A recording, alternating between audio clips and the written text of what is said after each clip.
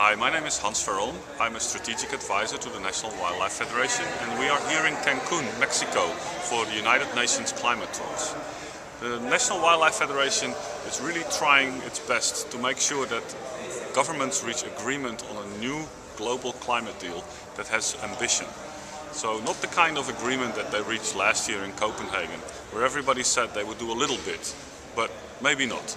And there was going to be money, but maybe not.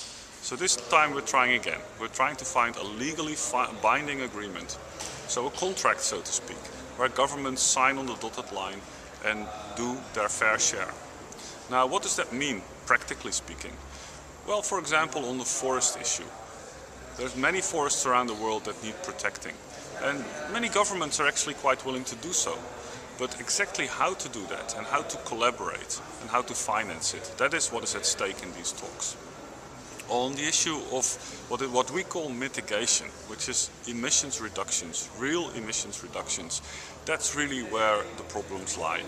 Many governments talk about stopping climate change, but very few are actually willing to put their money on the line to do so.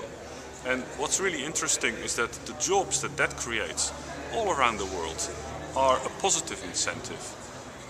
What we are seeing though is that the industry is telling governments that they cannot do it, that it's too difficult and that it's going to cost jobs.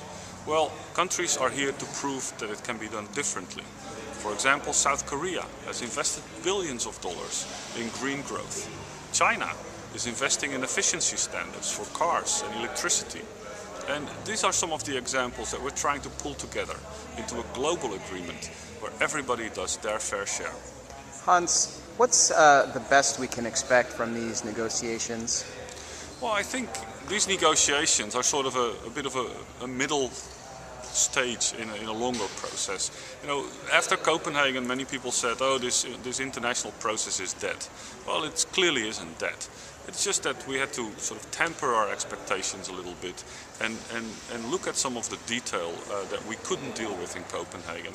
So what you'll get out of Cancun is an agreement on some of the stuff, for example on forests and on transparency, and some of the really complex issues as to how we are all legally bound will probably be dealt with next year. One last question. It's been said that what we have here, or what we might have, are the building blocks being put in place for a broader agreement. Do you agree? Yeah, I think that is definitely possible. You know, negotiations sometimes have this dynamic of nothing is agreed until everything is agreed.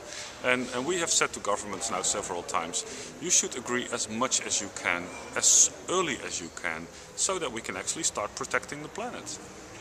Thank you, Hans. We'll probably have another update from you later in the week. Thank you.